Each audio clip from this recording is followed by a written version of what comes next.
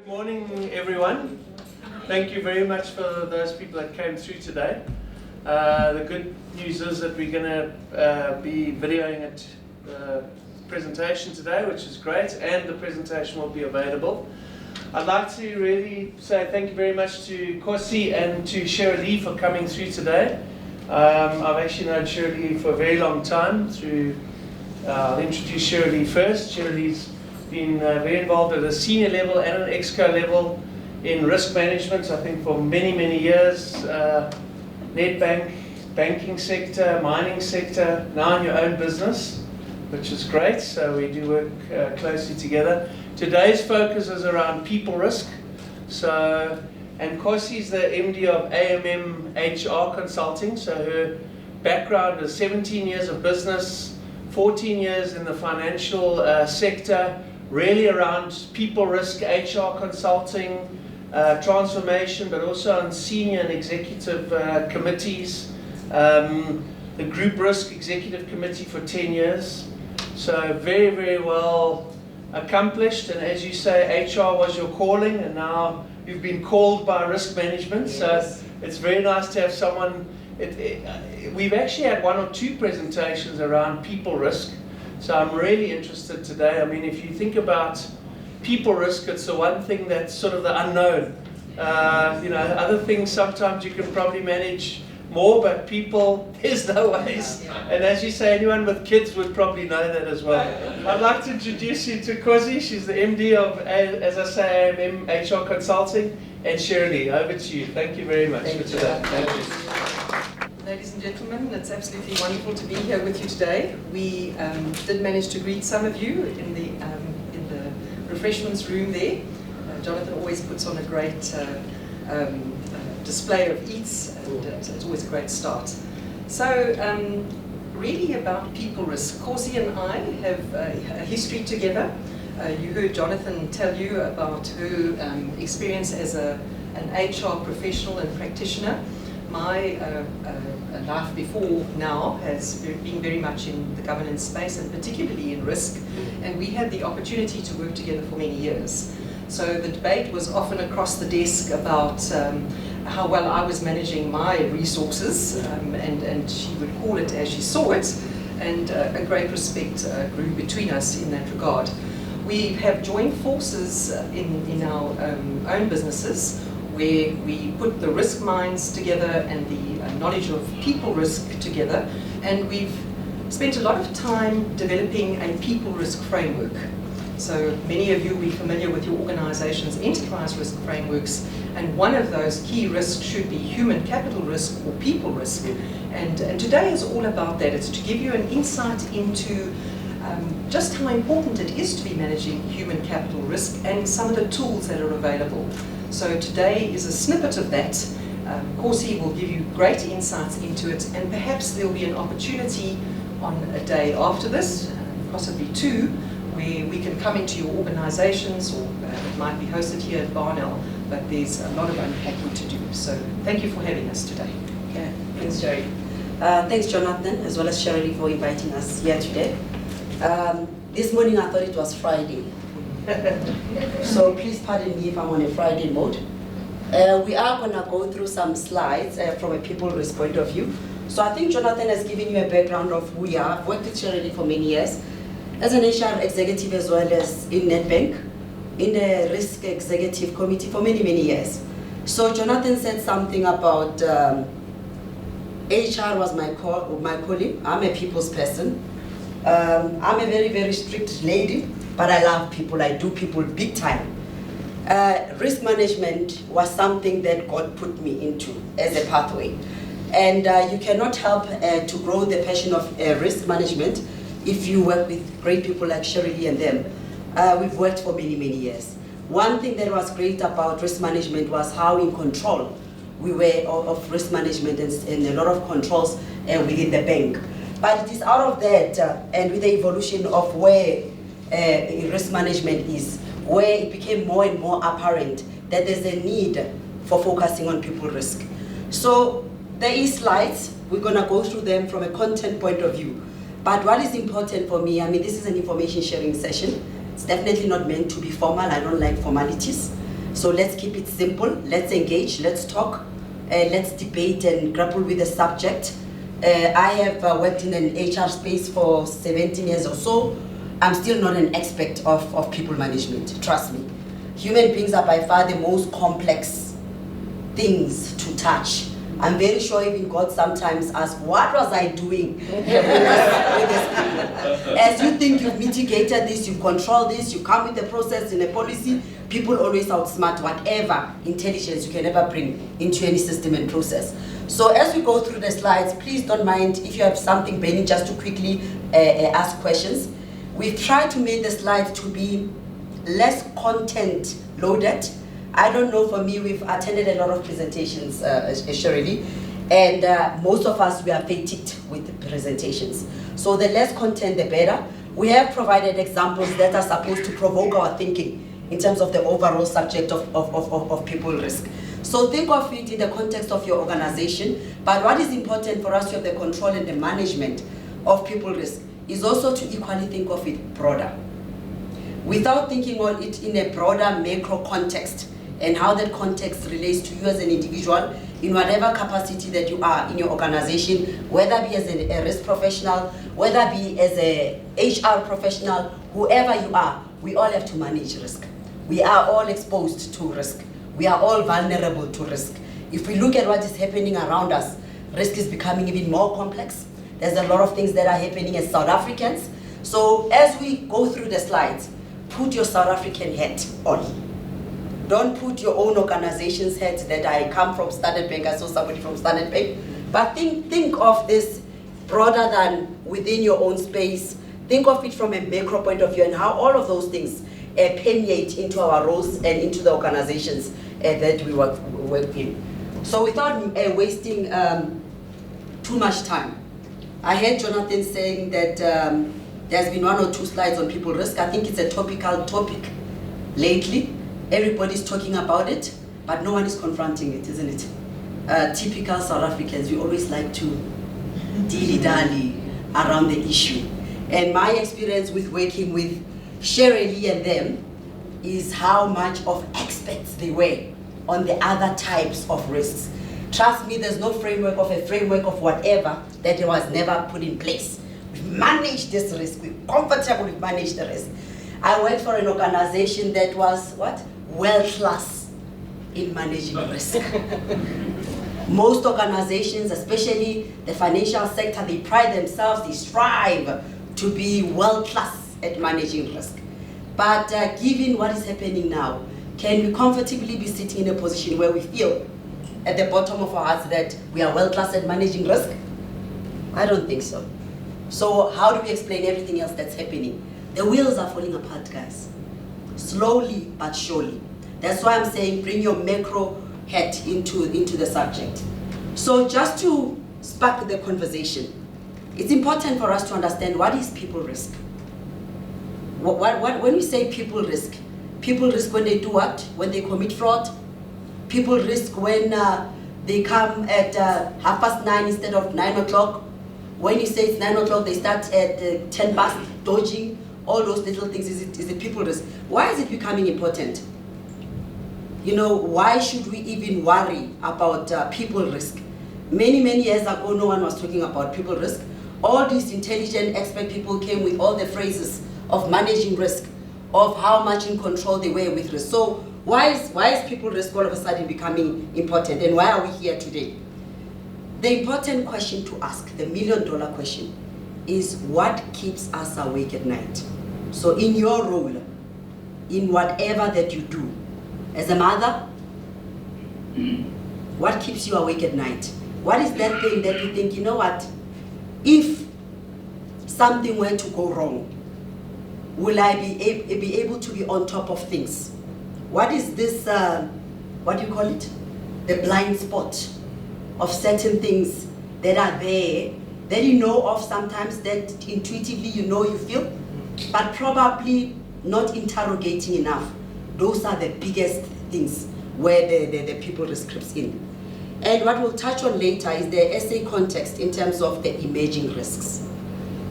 So gone are those days where we used to talk about that whole risk management as it was traditionally. there's a lot of emerging risks. The complexity, the fluidity of risk management is becoming more and more interesting. In fact, it's the one that makes us feel more and more uncomfortable and unease, that we probably might not be on top of our risk management controls. Also, in the workshop, because we do have workshop material in terms of this, one of the things that we spend a lot of time on is what are some of the key people risk issues in your organization. And I'm going to touch a little bit because I've been an HR expert for too long. I know certain things that we do and equally not do. So pardon me if I become a little bit controversial. That is my job. I like to make people uncomfortable because it's in discomfort where we learn, where we question some of the things that we do as a norm. So I'm going to be I don't know if there's HR people in this room. None. Oh, okay. Thank you. At least one. I can do with one. And Standard Bank? And the Standard Bank as well at the back. Well, I consider myself as a risk person, not financial. Trust me, there is no risk person, there is no CA, there is also not a people risk person. There isn't. We are all forced to be that, one way or the other. So from today, you are going to be a people risk person as well, you see. Shirley, I don't know if there's anything that you want me to touch on. No, I think you've done well. Okay, I'm not going to introduce myself. That's when I was younger, slimmer, more beautiful. Same. Nothing's changed. That was before 3 girls later. 3 as well. So from a context point of view, I think this slide is very, very important of why as risk professionals we also equally need to be people risk people. And I'll just hand it over to Shirley. Yeah, so Khosi has alluded to the fact that people risk is pervasive, and a lot of risk workshops are now starting to consider that which we know and that what we don't know. And this has its roots in something that Donald Rumsfeld, who was the Secretary of Defense in the US many years ago, but when they were invading, was it Iran, Iraq, or a combination of both, he had called all his troops in, and I'm just going to read it to you because I usually get my knowns and unknowns a bit mixed up. But what he said to them is that there are known knowns, these are things we know that we know, there are known unknowns, and that is to say, there are things that we know we don't know, but there are also unknown unknowns. There are things we don't know we don't know. So you'll see why I had to read that, because it gets to be quite a mouthful. But little did he know that many of us would be using this in our risk workshops. Yeah. So when we have a look at the first one, where there are known knowns, all right, so there we probably know that there will be some staff that we will bring on into our organization, and there might be an element of fraud, as Khosi had alluded to. There's an element of certainty there, so there's facts. Okay, there's nothing that we don't know. There's no element of risk that's left there. All right. Then there are known unknowns, and where there's an element of the unknown, the word there that's important to remember, there's an element of uncertainty, and because there's still an element of uncertainty, we still have risk. Then it gets a little bit more interesting. When we have a look at the unknown unknowns, and I'd like you just to cast your mind back to the Volkswagen debacle. Remember what was going on in their lives a few years ago? Anyone? The emissions, the carbon emissions. That's right. Now, the question there is, when we consider that the people that were running the organization, the board, the exco, and the staff, what do you think was in their minds? Was it something that was a known known? Was it an unknown known? Any views on that? Jonathan, maybe even you have a view on, yeah? I think maybe at lower levels, at a certain level it was known. Yes. It must have been known because Yes. they went out of their way to lie about the carbon emissions. But possibly at the higher levels it was stopped at a certain level and it didn't filter all the way to the top of the organisation. You reckon? Yeah. So you believe that some of that exco and the board, they just didn't know about this? I think so. I think all four quadrants will speak to that example, really, because I do think that some of it was known, a lot was unknown, but they didn't expect what would happen when the known became the unknown became the known. And what happened there? It's Khosi, is it? Yeah. Yes, Khosi, what happened there after it became known? I think they had a real reputational risk when everything came out, and they had to put out other fires that they thought they would know, and that was the unknown unknown. So that the people that were involved there, and it speaks very much to the culture of an organisation, that they were prepared to hide things. You know, it's quite scary, isn't it? Now this quadrant over here, the unknown unknowns, who remembers the Cougar Ford matter? Similar to the Volkswagen, and again my question to you is, did they know? Or did they have a complete surprise when the first car burst out in flames? Somebody from Coronation, I saw on your, is that Coronation? Did you have a view on this one, on the Cougar? Yes? No. Anyone on that? Do you think they knew about it? Chrissy, you followed the Volkswagen one. What do you think about the Ford case? No, I didn't follow any call. I didn't even remember the Volkswagen until he said. I think there must have been a known of some danger, but not the amount. I think they had unknown and unknown about the fire that it will explode, if I just think about it. Because who would sell a car if you have expectations that it can be bursting to fire? But there must have been a known about something is not as good as what we expected. So what typically happens here now is that when you know about something, organizations are able to take actions. They're able to move it and do something about it. They put mitigations in place, they take the actions that are required. And what organizations need to do, and especially with the people risk that's the subject of today, is to be able to move these matters here into this block here where they are managing the risk. All right, so moving those in there so that they can apply a suite of controls or take the necessary actions to bring that risk down, to absolutely reduce the amount of uncertainty that exists. So that's really just context. If any of you join us on another day for a detailed workshop, we'll unpack that significantly. One last point to make. Some of you have heard of the black swan type effect. This is very much where it's a surprise. No, who knew? Who knew? Over here, somebody knew, but somebody wasn't telling. All right, so that's really just it. Thanks, Shirley.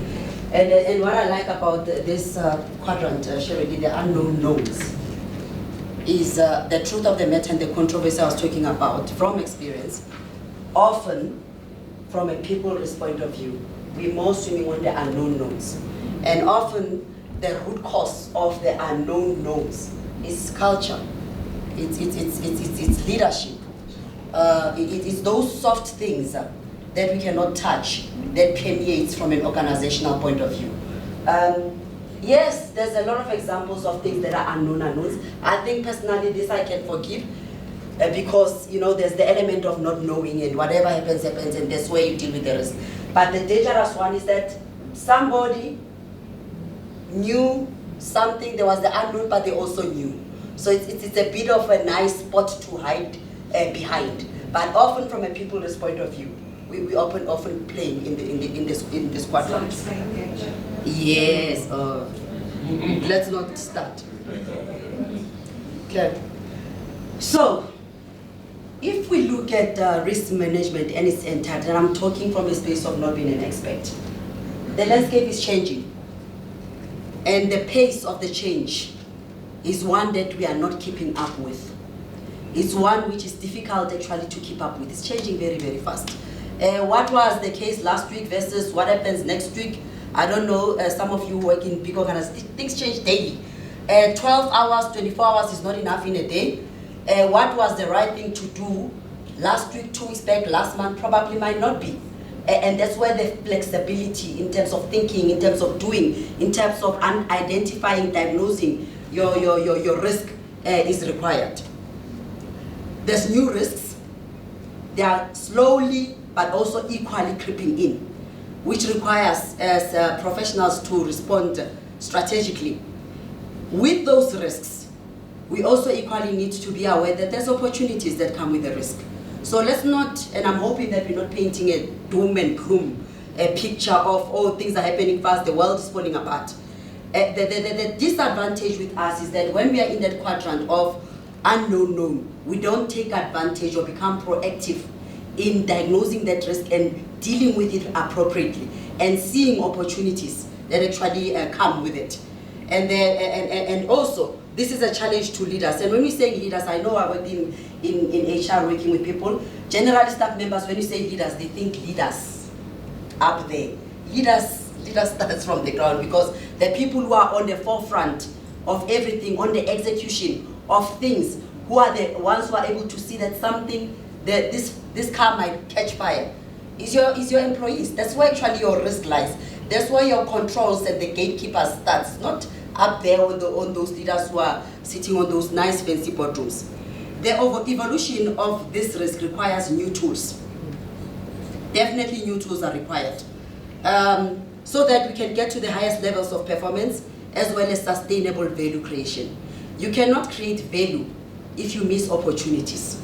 Yes, it's all well and good that we manage risk, we mitigate risk, but if you don't seize the opportunity with the risk that comes, there's not going to be sustainable value creation from an organizational point of view. So it's no longer something to only fear, minimize, and avoid. And we know the history of risk management has been this fear around risk. In fact, risk is exciting. Risk keeps us awake at night. Risk makes life not to be boring and dull.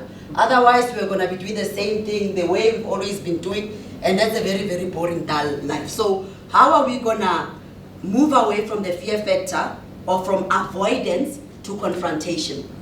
As an HR person, the reason why we don't diagnose, manage, foresee, be preemptive with our risk is because often we want to avoid the risk. Often some of those uncomfortable conversations are not discussed at the right rooms, by the right people, by the leadership across the organization. So the typical default position of human beings of avoiding, it's not has happened yet. So it's easy and comfortable for me to like, no, Shirley will take care of it. That's avoidance. Because when it comes or creeps in, it might actually be bigger than the thing that you were trying to avoid initially. Risk is becoming more fluid and complex. Fluid. Isn't it not normal that we like things that we can touch, that we can see, smell, but things that are fluid like human beings are very, very complex to manage because you're not quite sure the shape and the form of this thing. And because you're not sure of the shape and the form of this thing, what do? You avoid it. You put it on your known unknown, whichever comes first. People risk is one subset of the risk that is undermined, guys. It is so undermined. It's never given attention. It's never spoken about. It's never, it's avoided at all costs because it's easier for us to default to the mainstream risk types that we know how to manage, that we've been comfortable for all the years because I do this, I'm unexpected this, these are the controls, if this fails, this is what you do.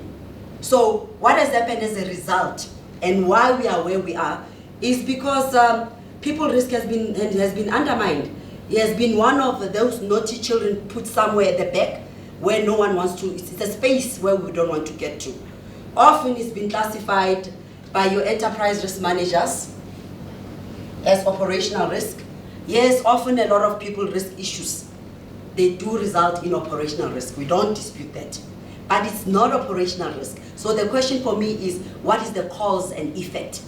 And if you don't diagnose the cause and effect, then it's easy to classify it whatever you want to classify: operational risk, liquidity risk, fraud risk. The root cause and the cause of it is people risk.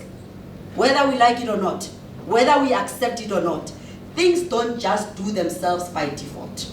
Someone did something or did not do something for that risk to could have occurred. I don't know if I'm making sense. Any views or questions on that? Okay, let me move on. People risk to be there needs to be the focal point of risk management. It has to. It has to. We cannot say I'm an HR person, I'm a risk person, I'm a marketer, without understanding some of the things, people risk issues that actually could influence how effective you become who you are. The future world of work is evolving, and it also brings higher dependency on knowledge workers. Often, the reason why we now need to focus on risk is that most organizations work with the knowledge workers. You know where you could work with only people who work on the assembly line, even there will be people risk, but your vulnerability in an organization is the knowledge workers, the people who come with their human capital in executing, in doing, in thinking. That's where actually your vulnerability and risk lies. Attention to people risk needs to be heightened, more than everything else we've done before, more than the past, even more than the current tense that we are in. And later on you'll see with some of the examples from a context point of view that will show you why we need to focus on people risk. Sherry? So, many of you may not be familiar with South Africa's risk report. There are several that are put out internationally, like the World Economic Forum. But UMSA, which is the Institute of Risk Management of South Africa, have their own risk report that they put out. And you'll see that we have, is it the top 10 there? Yes, top 10. And this is the top 10 list that they had this last year. But just for us to have a look and to see which ones have an association with people risk on that list. Failure of governance in the public sector. You heard Khosi speak about root cause, and if we had to unpack that, no doubt we would be able to get a cause. A failure of governance would be people, leadership, ethics related. Labour unrest and strike action. We see so much of that. Our most famous at the moment is SAA. Thank goodness they are flying their aeroplanes again, but who knows for how long?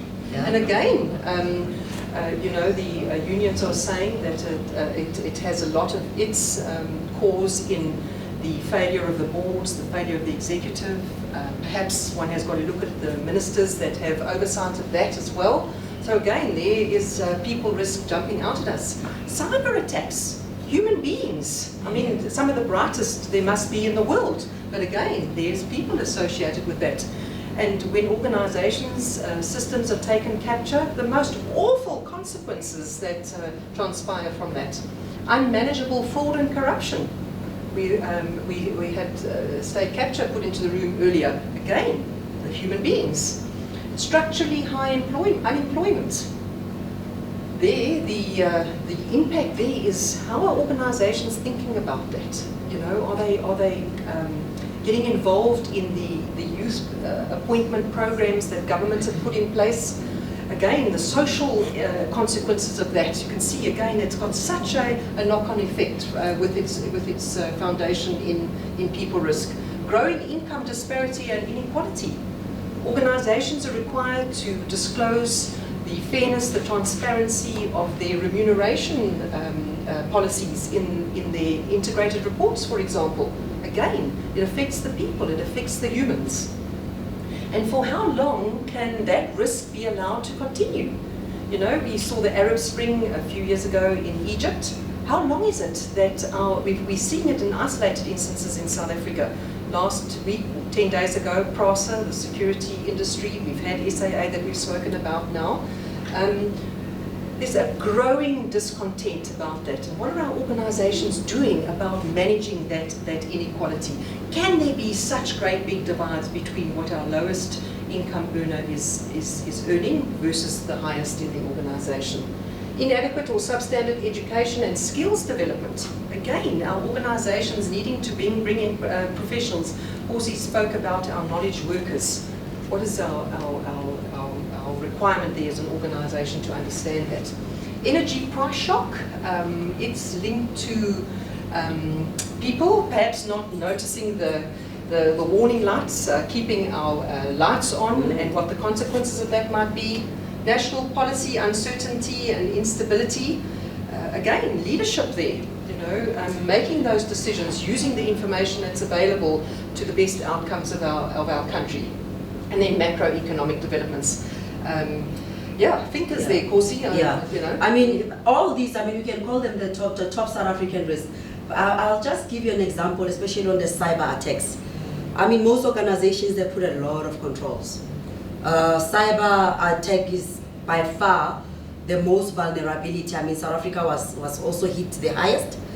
An example that I have in mind is that a year or so ago, with all the education and the awareness of how it happens, how it can creep into the platform of an organization and all of that, and Shirley will remember this. There was a dummy thing that was done when email was sent across the organization. And that email had had something to do with work, whatever, that you had to click onto the URL file if you want to access the information. Guess what? 90% of employees clicked, despite being told that for us to have a virus or cyber attack, those are known URLs. So do you understand where your risk is? So you bring this communication, the awareness, the policies, the frameworks, and then you think at some point people are smart. And guess what? All you need to do is just to play with their mind a little bit. They will click on the URL. And that's how your whole system is attacked because of little things like that. It's not cyber attack, it's your people. It's human beings that bring that vulnerability from an organizational point of view. So, yes. Can I ask something? I'm sorry, I'm really new in the people risk environment. But I'm just wondering if I had to identify, and it's now a blonde question. So you said the trolley is very... I'm sorry if I bore everybody, but my trolley is just a small. I'm very honest because at the end of the day, for me, most of those, 7 of those, look for me like real operational risk, or they would have been classified as operational risk. And only 3 of them look for me like structurally high employment. I would have said is a definitely people risk. So how do we really define between a people risk and an operational risk? Because we can say cyber attacks is people, but at the end, everything we do impact people. So I cannot just include everything as a people risk, but everything I do impact people, like the cyber attacks. That's for me a good example.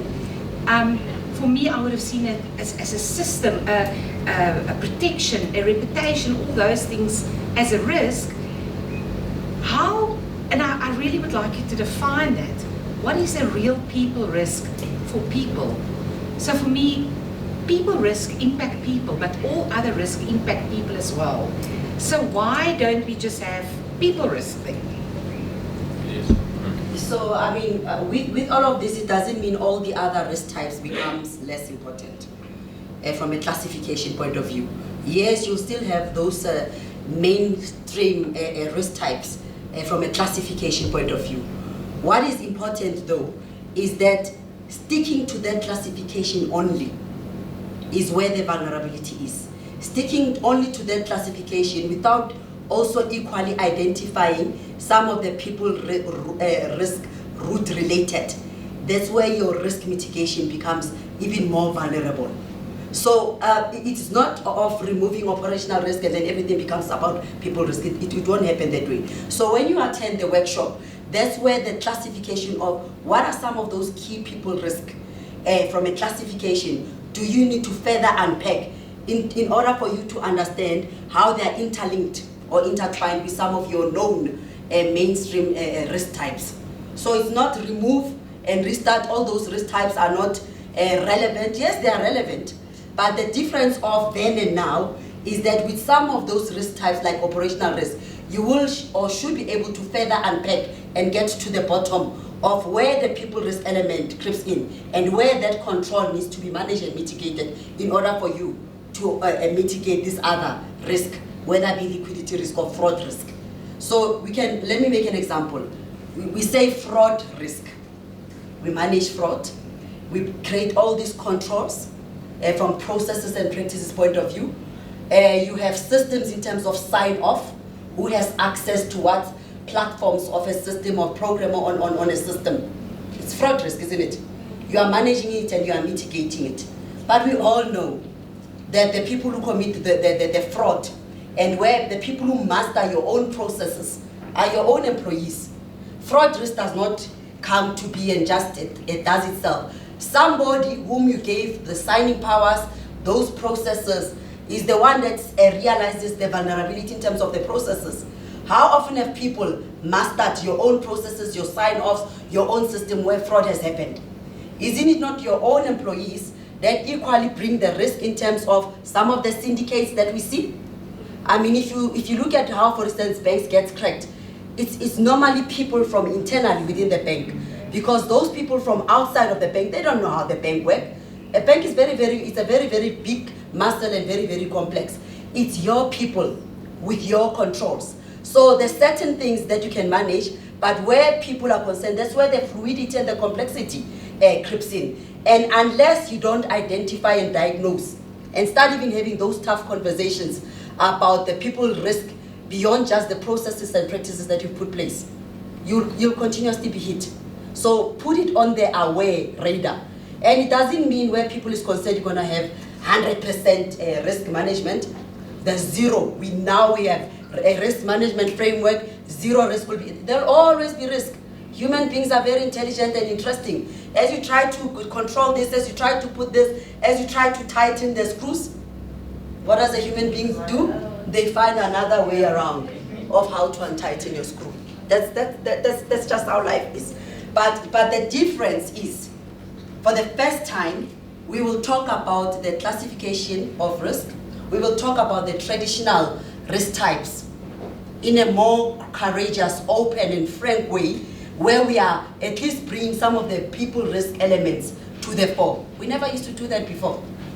It used to be easy to default into what we know and controlling and mitigating all that you know, without actually unpacking it further to say, but it could also be this. At the underlying, you know, when you talk about the iceberg, it's not what you see often that is actually dangerous. It's that little stuff that is underlying that is happening that you are not aware of as an employer, as a risk manager, or as an HR person. I don't know if there's, yes. I think where some of the confusion is coming in is that I come from the good old days when we used to talk about human capital risk. Yes. Okay, and I think when you said human capital risk, you were talking about substandard education, income disparity, unemployment. Those were human capital risks.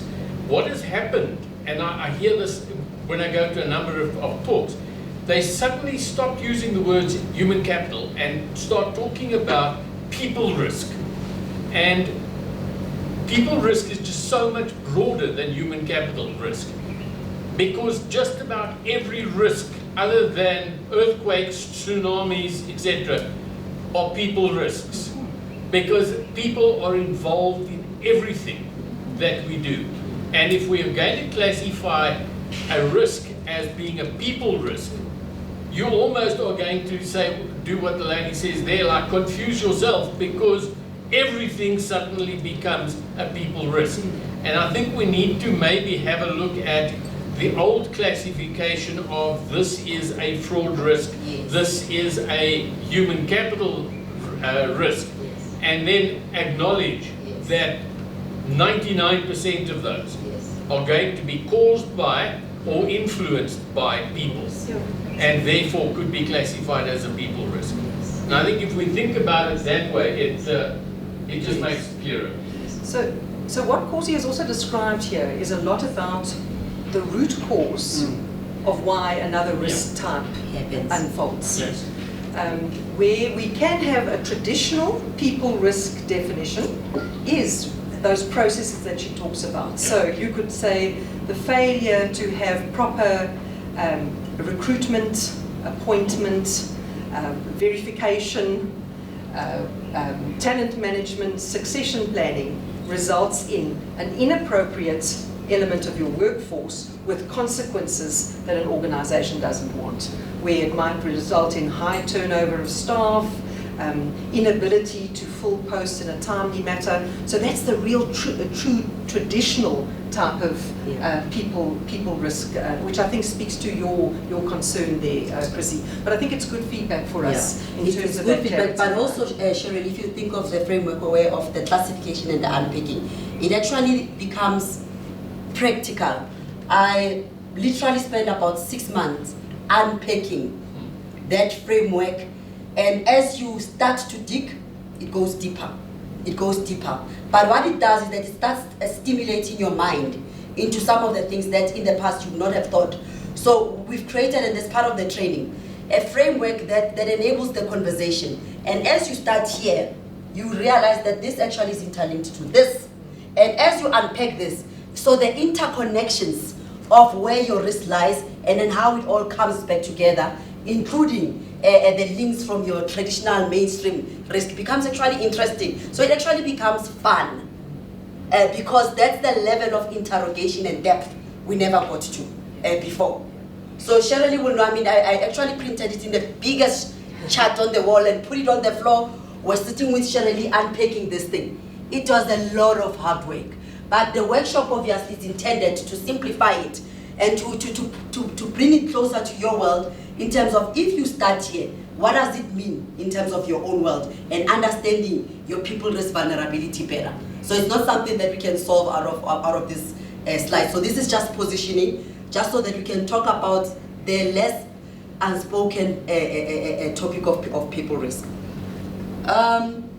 So there's also been an attempt to talk about what exactly is people risk. So I'm not going to read those other two bullet points. It's an attempt. It will never fully describe people risk. So the other thing with us human beings is that often we're looking for something that's going to be definitive, isn't it? We want to be told the what and the how, so that we can feel at ease and comfortable that, okay, now I'm in control. Unfortunately, with people risk, you'll never be in control. You need to be uncomfortable with it. We need to be comfortable with the discomfort. So this is an attempt from a definition point of view. Doesn't mean it will help you to mitigate your people risk better, but at least it's a start.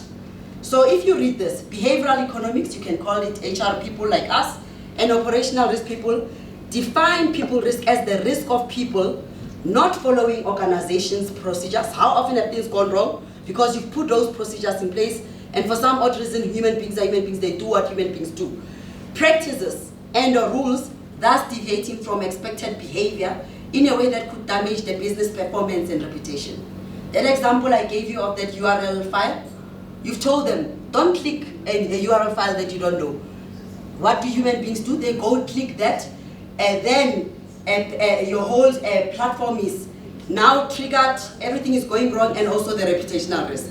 From fraud to bad business decisions, all of those things are people elements in decisions. Illegal activity, people introducing fraud and the vulnerabilities that happens, is all people risk issues. So that's an attempt of defining what exactly is that people risk. So the articulation, your ability to articulate it, to diagnose it, and to come with some form of quantification. It's not all the time where you can quantify it, because some of it is very qualitative. But how do you articulate it? How do you diagnose it? The reason why it's not spoken about is that we don't have good diagnostic mechanisms and tools to assist us in further unpacking it from a people risk point of view. So, I think we've provided enough context. I'm happy that you guys are actually engaging with the conversation. I've just found this image from somewhere. And you know, often we always say, look forward, don't worry about the past. But as professionals, let's look and think a little bit, look at our rear view mirror of what is happening and why people risk has to be on the focal point. And this talks to the emerging risks. This talks to where we are and as organizations where people risk is concerned. Those that can quickly read fast.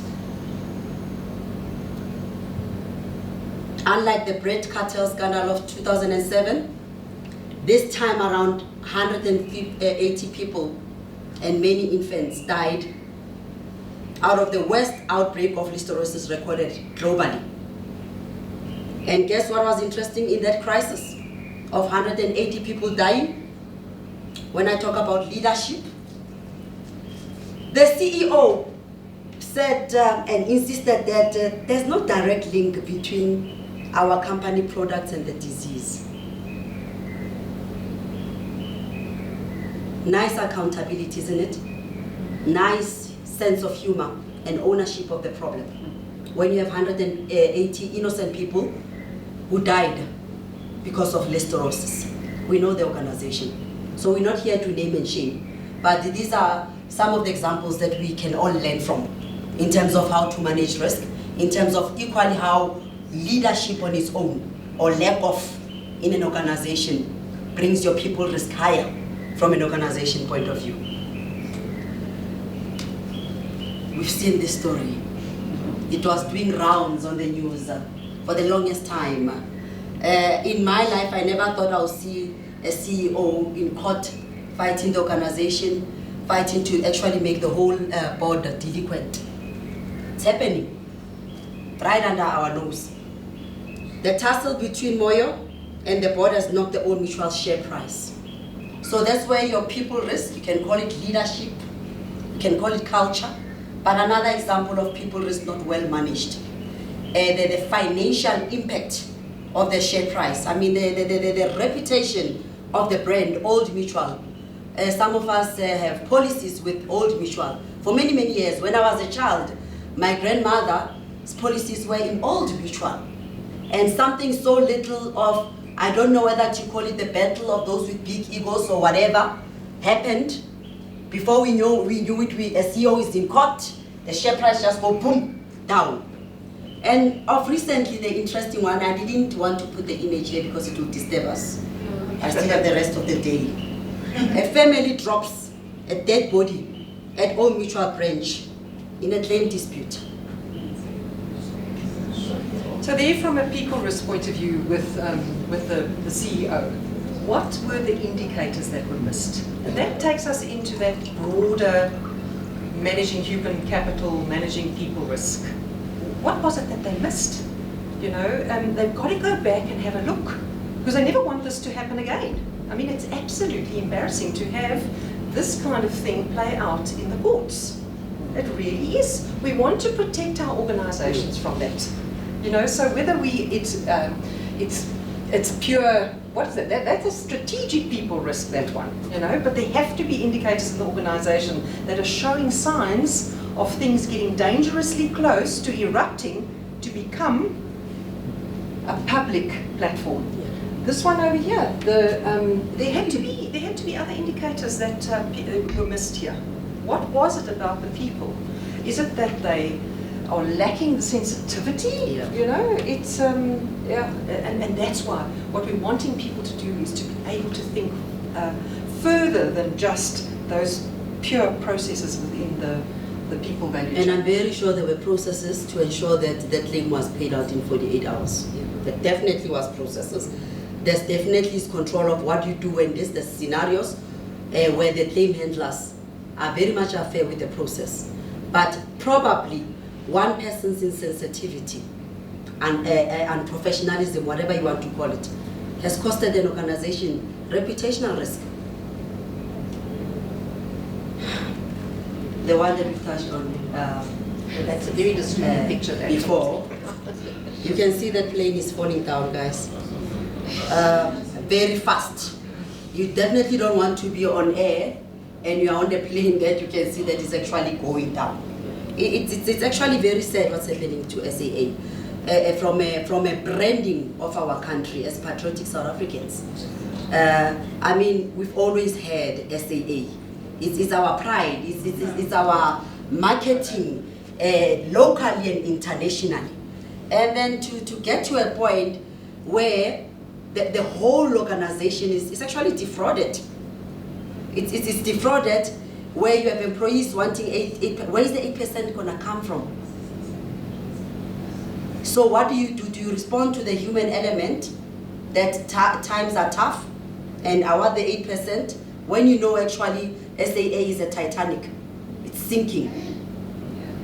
It started sinking slow, but I think there's some levels of this boat that has already given it. So it's going to be an interesting story to watch, especially post the strike of what happens in that space. And poor provinces, no cash. There's no cash. So it's either we're going to have to make certain people be and the agreement from what I understand the side was that there's not going to be retrenchments. So from a business point of view, is that a wise business decision given where they are? I don't have the answers to that because as an HR person, you don't want retrenchment sometimes, but sometimes tough business decisions needs to be done. But in this case, tough business decisions at whose expense? Because it's not the employees also of SAA that created this situation. And I think here the link again, if you want to take the value chain of people risk, human capital risk, is the involvement of unions, the discussion. Who are those people that are in those roles? Who are having the discussion? Yes. How much do they understand about the business? How much are we engaged with the unions as a stakeholder? How have we explained to them that SAA can only take so much before that plug is pulled? You know, so that's the complexity around it, and that's where we're going. It's as much as the framework that Khosi describes is really laid out in detail of all those processes that you would expect to find, or sub-elements of a process. This is really about when that proverbial hits the fan. This is a consequence of it. And again, because of people risk,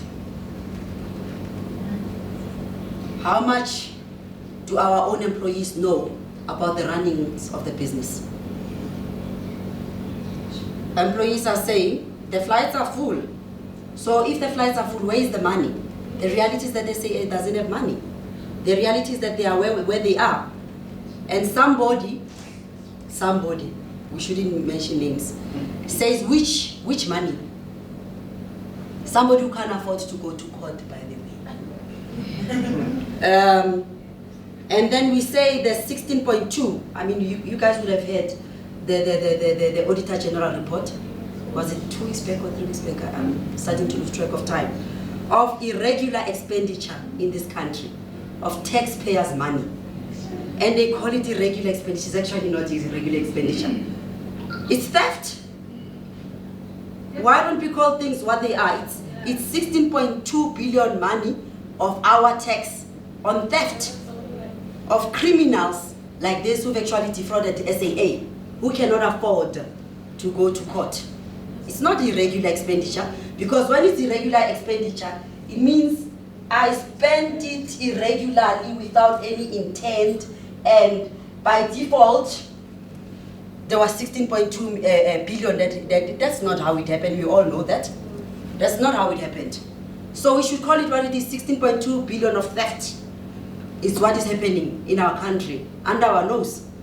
And as professional people in the middle class, we get angry, we phone 702, and then nothing gets done. And then us with a very, very interesting, compromised past, people of my skin color, 5 years come down the line, we're gonna go vote with our hearts, not with our brains, because 16.2, you know, the future of our children, what 16.2 means in this country, what it means in terms of levels of unemployment, what it means in terms of the poor, what it means in terms of income disparities is irrelevant. My grandmother voted for someone. I also will walk in the same path because I'm so patriotic about this country. I'm so loyal to this party. We need to start asking ourselves some of the questions. Where is the best interest of this country? As we hear these things, what does it do to you internally as a South African? It still says, no, it's okay. No, guys. I'm not going to start that topic because that on its own is a lecture. I'm personally passionate about it because we've seen what has happened to Zimbabwe. And when are South Africans going to catch a wake-up call? all the signs in our country are showing that we're actually heading to Zimbabwe. If we continue to do the same thing and expect change, it's gonna be interesting. There's this lady whom, interestingly, at least now we're starting to see the wheels of the law creeping in, even though they're so slow. They're very, very slow. You know, by the time something happens to someone, where will we be? Where will the country be? Because whether we like it or not, that we can have this commission, there's many commissioners in this country, and then we never ever see any traction in terms of consequence management. Corruption is happening now, even now. It doesn't mean because there's these commissioners and things being publicized that it has stopped. It's happening as we speak. It has not stopped. It's happening. So maybe even the 16.2 billion is an under-quantified number. And then also when you think of the 16.2 billion of irregular expenditure, then you realize we are actually a rich country. We were supposed to be in New York by now. You know, somebody is wasting our resources, is wasting our hard-earned money, is actually ruining the future for our country. How many people in this country are starting to think, you know what, is there a future for my children here? Is there a future for my children? Do I see that future? And then you've got, we've got that appealing one thing after the other. So by the time any consequence gets to him, he probably will be dead.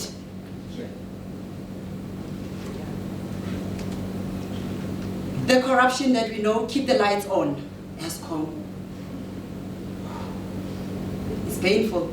HCOM is painful. It's painful. And the question that I want to bring to the room, from a people risk point of view, if you look at the whole context of corruption, what is happening to state entities and all of that, I mean, we've seen this guy coming to testify. It's actually embarrassing stuff, you know, like you're like, ugh, you know, the less I know, the better. Sometimes you feel that way, that the less, but at the same time, you can't also be on the space of ignorance because you need to know what is happening around you. Does someone think that our new president, Cyril Ramaphosa, is in control of his own people risk? No. Is he in control of this ship? And what were they thinking with their recent appointment? Did they go through a process, we hope so, that they've got the right person for the job? But did they fully think it through? But we won't answer that today. We're not here to answer questions, just to flag certain issues. I don't think he has his people risk mitigated. What I see from a behavior and from a leadership point of view is avoidance of the people risk. What I see from the behavior is reliance on the judicial system to do the decisions that he ought to be making as the leader, as number one in this country. What I see from him from a leadership point of view is cowardness. When he was appointed, black, green, yellow people of this country hoped that because he's a learned friend, that he probably will implement some of the change that we wanted to see. We are in year number bani, nothing. We're seeing the commissioners, they being the one that everything being spoken, no consequence management, Batabile being again appointed for billions of budget. And then guess what they said? They said, no, she's not going to be directly involved. Despite that our court system has already declared a delinquent with a lot of irregular expenditure. So what is actually happening here? You brush my back, I brush yours? I've never had a respect for that woman who said we all have our little skeleton here and made it normal and then normal. So those are some of the things that we need to be questioned. I've skipped this slide because I'm mindful of time. What is happening also in the banking sector? We know for so many years banks have been known to be stable. A bank is a place that you should trust, that you trust. VBS happened. VBS happened. African Bank happened. when we didn't even expect the financial crisis, leadership, corporate culture, in big organizations, in banks. And then not so long ago, we had xenophobia or Afrophobia. Was it that, or there was more to it? What was the root cause that caused xenophobia? Whatever you want to call it, doesn't matter what you call it. It's not xenophobia, guys. It's scarcity of resources. It's desperation. It's political promises that has never been fulfilled and probably won't be fulfilled. It's not xenophobia. So it's easier because of not wanting to take accountability, because this thing happened 3 years ago. What did they do when it happened 3 years ago? Nothing. Then it comes again, no, South Africans, behave yourself, xenophobia, let's love each other, brothers and sisters. Did they deliver on what caused this thing 3 years ago? Not at all. It's actually the fight for scarcity of resources. That is the root cause, because of a non-governance and ill governance of our resources. It's not xenophobia.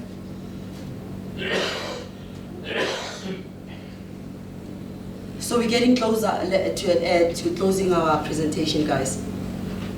What is said is that we are facing a very thirsty future in this country. The water infrastructure, almost non-existent. Plumbing in Johannesburg, a disaster. And the excuse of why we have all the shutdowns of water is because South Africans are not using water wisely. Yes, that's true. We can all be mindful of this scarce commodity called water. We can all, definitely. But we know the wastage of water. Some of us that comes from the township, how many times have you walked and see burst pipes for days and days and days?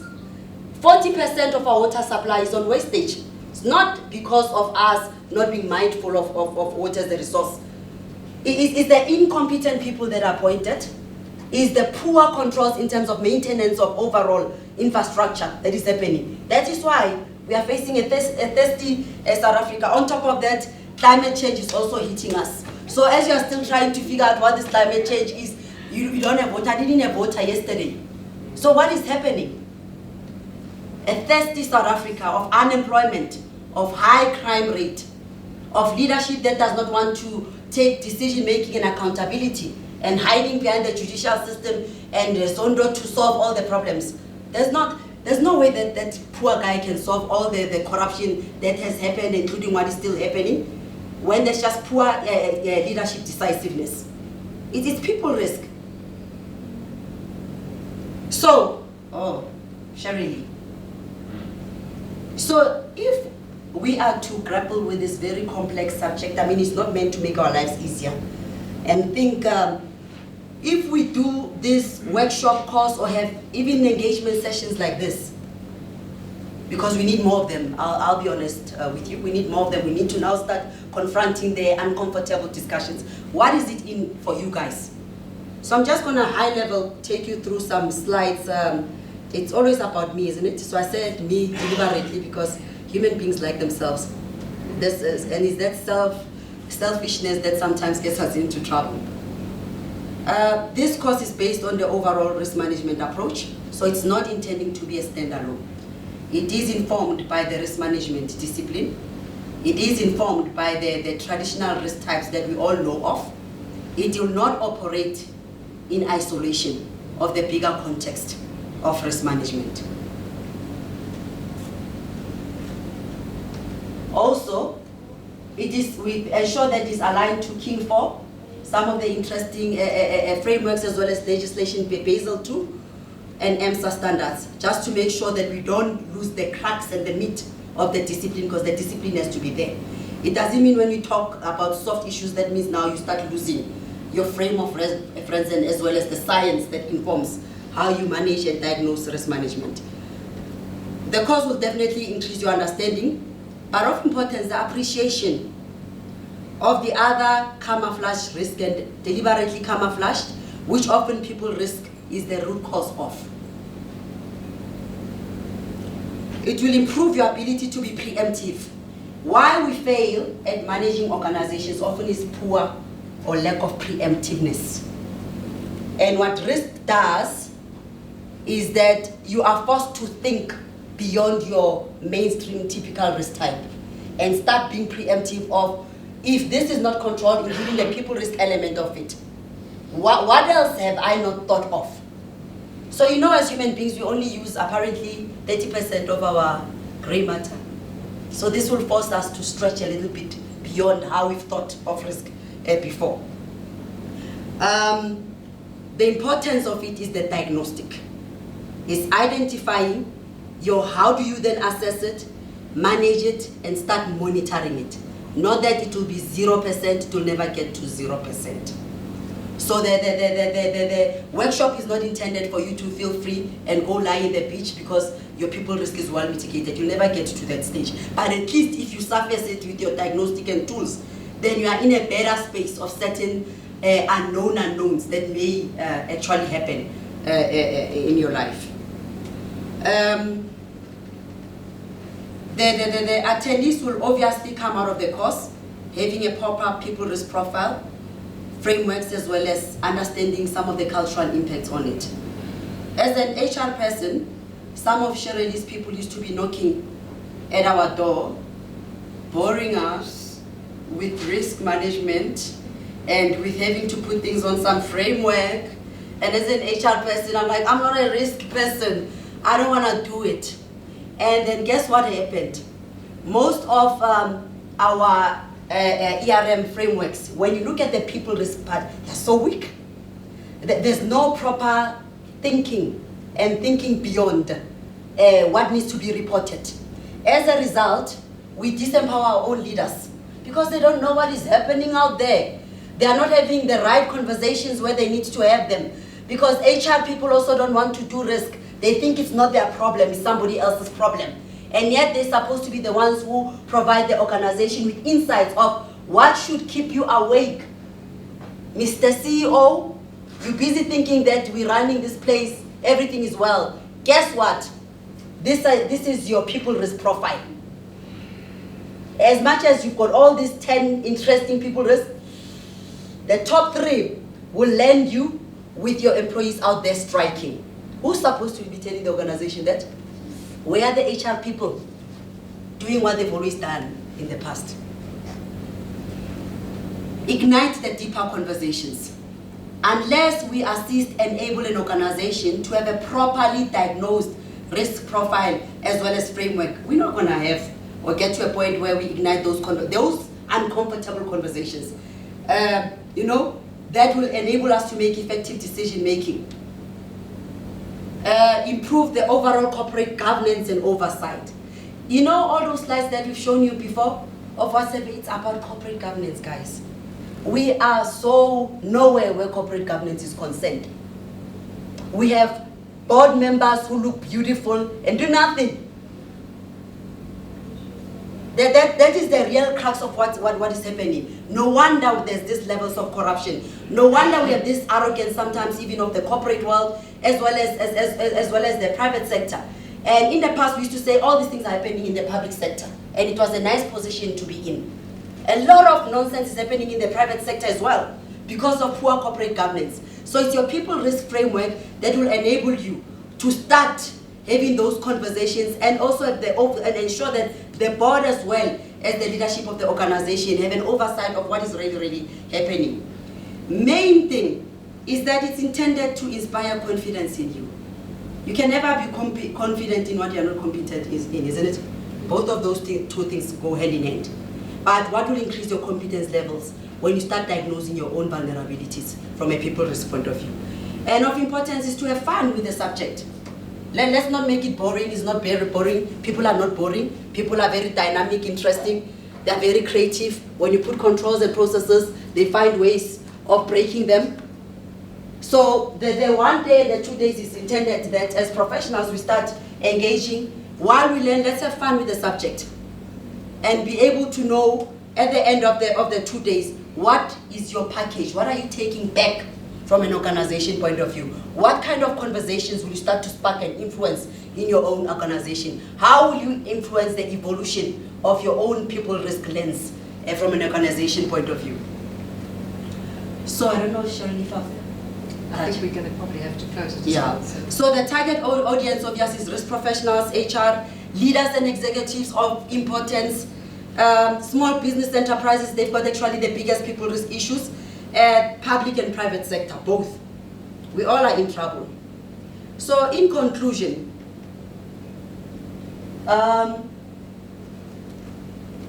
we all know some of these risks, not all of them. It was not intended to list all of them. These are the risks that we are used to. This is the tree that has informed risk management for all the years, isn't it?